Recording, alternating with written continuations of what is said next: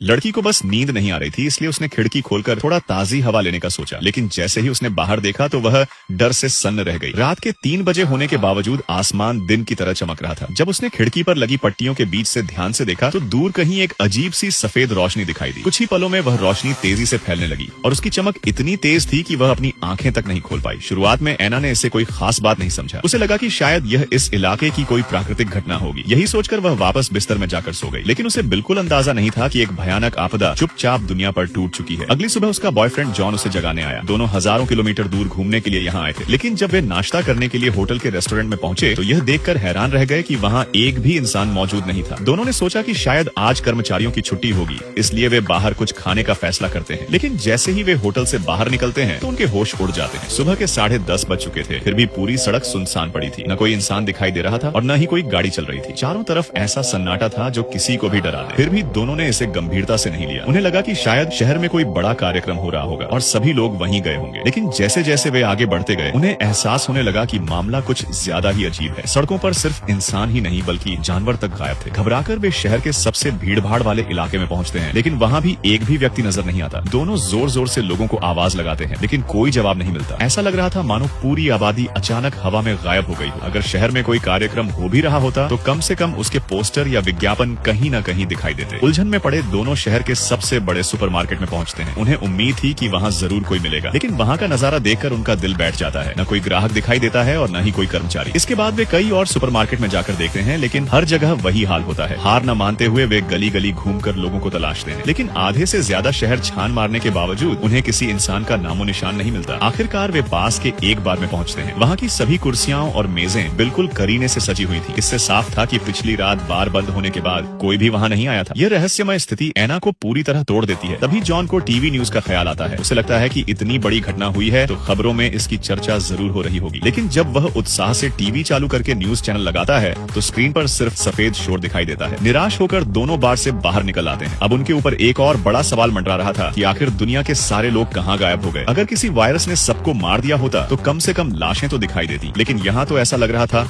मानो पूरी मानव जाति अचानक अस्तित्व से ही मिट गई हो। मजबूरी में दोनों वापस अपने होटल लौट आते हैं। जॉन तुरंत अपना लैपटॉप खोलता है और इंटरनेट पर जवाब खोजने की कोशिश करता है, लेकिन उसे पता चलता है कि सारी खबरें कल की तारीख पर ही रुकी हुई हैं। दूसरी तरफ एना अमेरिका में रहने वाली अपनी माँ को फोन लगाती है, लेकिन कोई कॉल नहीं उठाता। वह अपने दोस्तों और रिश्तेदारों को मैसेज भी भेजती है, मगर किसी का कोई जवाब नहीं आता। हर मैसेज मानो समुद्र में पत्थर फेंकने जैसा गायब हो जाता है। तभी जॉन के दिमाग में एक आइडिया आता है। वह एना को लेकर तुरंत बाहर निकल पड़ता है। उसका मानना था कि अगर वे शहर की सबसे ऊंची जगह पर पहुंच जाए तो पूरे आइलैंड की स्थिति देख सकेंगे। दोनों पहाड़ की ओर रवाना हो जाते हैं। रास्ते में उन्हें एक कार दिखाई देती है जिसका इंजन अब भी चालू था और खिड़कियां खुली हुई थी, लेकिन ड्राइवर कहीं दिखाई नहीं दे रहा था। इसलिए दोनों बिना देर किए उस कार में बैठ जाते हैं और पहाड़ की चोटी की ओर निकल पड़ते हैं। काफी मशक्कत के बाद जब वे ऊपर पहुंचते हैं तो देखते हैं कि वहां बना पूरा आलीशान विला क्षेत्र भी सुनसान पड़ा है। न कोई इंसान दिखाई देता है और न ही किसी जीवन का कोई निशान। दोनों सोच भी नहीं सकते थे कि छुट्टियां मनाने आए थे और ऐसी रहस्यमयी घटना में फंस जाएंगे। रात होने तक वे थक हार कर होटल लौट आते हैं। एना को लगता है कि शायद वे किसी लंबे और डरावने सपने में फंसे हुए हैं। शायद एक रात की नींद के बाद सब कुछ पहले जैसा हो जाएगा, लेकिन अगली सुबह जब उनकी आंख खुलती है तो कुछ भी नहीं बदलता। दुनिया अब भी उतनी ही सुनसान और खामोश थी। ऊपर से कंप्यूटर नेटवर्क भी बंद हो चुका था क्योंकि उसकी देखभाल करने वाला कोई नहीं बचा था। अब एना के मन में बस एक ही बात थी कि किसी तरह इस जगह से निकल जाए, लेकिन जॉन भी पूरी तरह बेबस था। फिलहाल उनके पास पेट भरने और जिंदा रहने के अलावा कोई रास्ता नहीं था। इसके बाद दोनों एक सुपरमार्केट पहुंचते हैं। वहां की भरी हुई अलमारियों को देखकर वे बिना पैसे दिए जितना सामान उठा सकते थे उठा लेते हैं। कुछ ही देर में उनकी कई शॉपिंग ट्रॉलियां सामान से भर जाती हैं। जब पुरानी कार में इतना सामान नहीं समाता तो जॉन एक शोरूम से एक शानदार एसयूवी निकाल लाता है, लेकिन इतना सारा सामान होटल के छोटे फ्रिज में रखना संभव नहीं था। इसलिए दोनों शहर की सबसे शानदार और आलीशान हवेली में जाकर रहने लगते हैं। एना ने कभी सपने में भी नहीं सोचा था कि वह इतनी बड़ी लग्जरी हवेली में रहेगी और अमीरों जैसी जिंदगी जी पाएगी। शुरुआत में उसे यह सब अजीब लगता है, लेकिन जब वह अपने बॉयफ्रेंड को उस विशाल घर में मस्ती करते देखती है तो धीरे धीरे वह भी इस नई हकीकत को स्वीकार कर लेती है। फिर दोनों महंगे ब्रांडेड कपड़ों की दुकानों से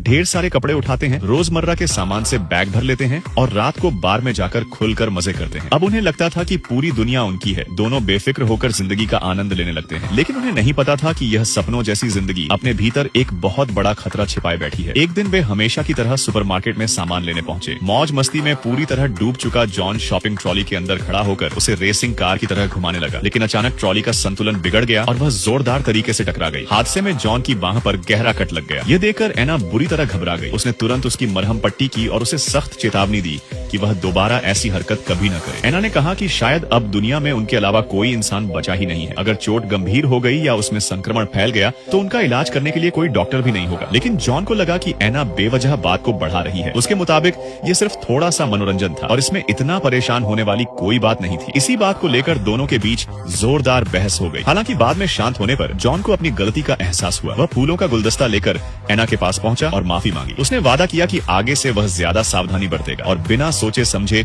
कोई जोखिम भरा काम नहीं करेगा। तब जाकर एना ने उसे माफ किया। लेकिन अगले दिन जॉन सामान इकट्ठा करने के लिए एक मॉल में गया। पिछली घटना के बाद वह पहले से काफी जिम्मेदार हो चुका था, लेकिन जैसे ही वह लिफ्ट में चढ़ा तो दरवाजा बंद होते समय एक अजीब सी आवाज आई। जॉन को तुरंत महसूस हुआ कि कुछ गड़बड़ है, लेकिन तब तक बहुत देर हो चुकी थी। नियमित मरम्मत और देखरेख न होने की वजह से लिफ्ट खराब हो गई और वह उसके अंदर फंस गया। उसने बार बार दरवाजे पीटे, मदद के लिए चिल्लाया, लेकिन कोई फायदा नहीं हुआ। जब उसे लगने लगा कि शायद वह पूरी जिंदगी इसी लिफ्ट में कैद रह जाएगा, तभी अचानक लिफ्ट का दरवाजा अपने आप खुल गया। हालांकि यह सिर्फ एक झूठा अलार्म निकला, लेकिन इस घटना ने उसे अंदर तक डरा दिया। इस हादसे के बाद दोनों को एहसास हुआ कि जो जिंदगी ऊपर से किसी स्वर्ग जैसी लग रही थी, वह हकीकत में उतनी आसान और खूबसूरत नहीं थी। आने वाले दिनों में दोनों रोज आइलैंड के अलग अलग हिस्सों में घूमते रहे। इसी दौरान उन्हें पता चला कि पूरे शहर की बिजली थर्मल पावर सिस्टम से चलती है, इसलिए बिना नियमित मरम्मत और देखरेख के भी कई सालों तक बिजली मिल सकती है। लेकिन बाकी सुविधाएं इंसानी देखभाल पर निर्भर थी। एक सुबह एना उठकर दांत साफ करने गई, लेकिन नल खोलते ही उसके होश उड़ गए। पानी पूरी तरह बंद हो चुका था। उसे तुरंत समझ आ गया कि यह बहुत बड़ी समस्या है। पानी के बिना वे ज्यादा समय तक जीवित नहीं रह सकते थे। उधर सुपरमार्केट में रखा खाना भी धीरे धीरे खराब हो रहा था। ताजी सब्जियां और फल लगभग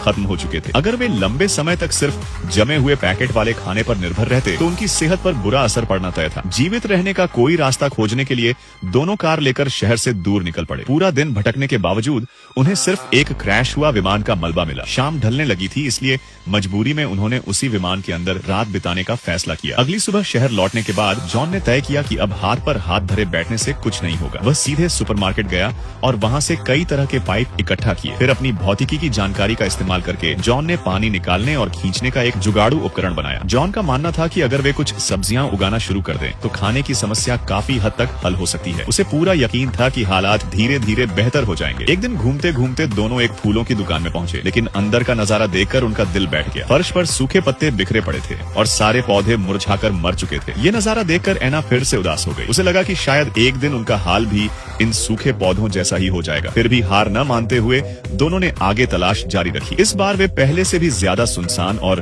दूर दराज इलाके की तरफ निकल पड़े। लेकिन रास्ते में अचानक जॉन की नजर एक जगह पर पड़ी जहां उन्हें एक अकेला मकान दिखाई देता है। शाम होने लगी थी, इसलिए दोनों ने वहीं रात बिताने का फैसला किया। जब वे अंदर गए तो देखा कि यह जगह भी शहर की तरह उजड़ी हुई थी। वहां किसी इंसान के रहने के कोई निशान नहीं थे। जॉन ठंड से बचने के लिए लकड़ियां इकट्ठा करने बाहर निकलने ही वाला था कि तभी उसे थोड़ी दूरी पर एक बुजुर्ग व्यक्ति दिखाई दिया। लग रहा था कि उस बुजुर्ग ने कई दिनों से पानी नहीं पिया था। उसने बोतल मिलते ही पूरा पानी एक ही सांस में पी लिया। वह बेहद कमजोर हालत में था। जॉन और एना उसे सहारा देकर घर के अंदर ले आए। बातचीत के दौरान उन्हें पता चला कि उस रहस्यमयी रात के बाद जब बुजुर्ग को शहर में कोई इंसान नहीं मिला तो वह अपने गांव लौट आया था। लेकिन वहां भी उसके परिवार के सभी लोग गायब थे। उसे समझ ही नहीं आ रहा था कि आखिर हुआ क्या है। धीरे धीरे उसके घर का सारा राशन और सामान खत्म हो गया। तब उसे एहसास हुआ कि शायद अब उसकी जिंदगी ज्यादा लंबी नहीं बची है, इसलिए वह इस लकड़ी के घर में अपने आखिरी दिन बिताने आया था। उसका मानना था कि मरने के बाद शायद वह स्वर्ग में अपने परिवार से फिर मिल सकेगा। जॉन ने उसकी बातें सुनकर उसे हिम्मत दी। उसने कहा कि अब वह अकेला नहीं है, वे तीनों मिलकर एक टीम की तरह रह सकते हैं। अगर वे हार नहीं मानेंगे तो शायद उन्हें इस रहस्य का जवाब मिल जाए और हो सकता है कि कुछ और जीवित लोग भी मिल जाएं। बुजुर्ग को जॉन की बात सही लगी और उसने उनके साथ रहने का फैसला कर लिया। वह भी लोगों के गायब होने का सच जानना चाहता था, लेकिन किस्मत को कुछ और ही मंजूर था। अगली सुबह जब एना की आंख खुली तो उसने देखा कि वह बुजुर्ग नींद में ही शांति से दुनिया छोड़ चुका था। जिस जीवित इंसान को खोजने में उन्हें इतने महीने लग गए थे, वह भी उनसे बिछड़ गया। दोनों बहुत दुखी हुए और उन्होंने बुजुर्ग को घर के पीछे बने बगीचे में सम्मान पूर्वक दफना दिया। इसके बाद एना के मन में एक नई उम्मीद जगी। उसे लगा कि अगर उन्हें एक जीवित व्यक्ति मिल सकता है तो शायद और लोग भी कहीं न कहीं मौजूद हों। उसे लोगों को खोजने का एक तरीका सूझा। वह सुपरमार्केट से बड़ी मात्रा में लाल रंग की टेप लेकर आई और पूरे शहर की व्यवस्थित तरीके से तलाशी लेने लगी। जिस घर में कोई नहीं मिलता उसके दरवाजे पर वह लाल टेप लगाकर निशान प्लान बना देती ताकि दोबारा उसी जगह समय बर्बाद न हो। लगातार एक हफ्ते तक शहर के कोने कोने की तलाश करने के बाद उसे एक कड़वी सच्चाई का सामना करना पड़ा। शायद सचमुच पूरी दुनिया में सिर्फ वही दोनों बचे थे। समय बीता गया और देखते ही देखते कई महीने गुजर गए। एक दिन एना पुरानी तस्वीरें देख रही थी। उन तस्वीरों को देखकर उसके परिवार की यादें ताजा हो गईं। उसके दिल में गहरा खालीपन भर गया। वह हर पल अपने प्रियजनों को याद करती रहती थी। अब उसके भीतर उम्मीद लगभग खत्म हो चुकी थी। अगली सुबह जब जॉन की नींद खुली तो उसे मेज पर कुछ तस्वीरें रखी मिली। वह उन्हें यूं ही देखने लगा, लेकिन थोड़ी देर बाद उसे कुछ अजीब महसूस हुआ। तस्वीरों में एना का चेहरा धीरे धीरे बदलता दिखाई दे रहा था। शुरुआती तस्वीरों में वह मुस्कुरा रही थी, लेकिन बाद की तस्वीरों में उसकी उदासी साफ दिखाई दे रही थी। जॉन को तुरंत चिंता हुई। वह फौरन कार लेकर एना को खोजने निकल पड़ा। उसने शहर का बड़ा हिस्सा छान मारा, लेकिन उसका कहीं पता नहीं चला। तभी उसे वह गर्म पानी का झरना याद आया, जहाँ एना अक्सर जाया करती थी। वह पूरी रफ्तार से वहाँ पहुंचा। जैसे ही उसने वहाँ एना की कार देखी तो उसका दिल बैठ गया। वह भागते हुए झरने तक पहुंचा, लेकिन वहाँ जो उसने देखा उससे उसकी दुनिया ही टूट गई। एना पानी में बिना किसी हरकत के तैर रही थी। जॉन तुरंत पानी में कूद गया और उसे बाहर निकालने की कोशिश की, लेकिन तब तक बहुत देर हो चुकी थी। एना अब इस दुनिया में नहीं रही थी। अब जॉन पूरी तरह अकेला रह गया था। अपनी प्रेमिका को खोने के बाद उसके भीतर जीने की इच्छा भी खत्म हो गई। निराशा में डूबकर उसने भी अपनी जिंदगी खत्म करने की कोशिश की, लेकिन पानी में डूबते समय होने वाली घुटन और जीवित रहने की स्वाभाविक इच्छा ने उसे ऐसा करने से रोक दिया। आखिरकार वह किसी तरह बाहर निकल आया। इसके बाद उसने एना के निर्जीव शरीर को उठाया और उसे हरी घास के बीच लिटा दिया, मानो उसे प्रकृति की गोद में सुला रहा हो। अब उसके सामने सिर्फ एक ही सच्चाई बची थी कि एक ऐसी दुनिया जहाँ वह पूरी तरह अकेला था।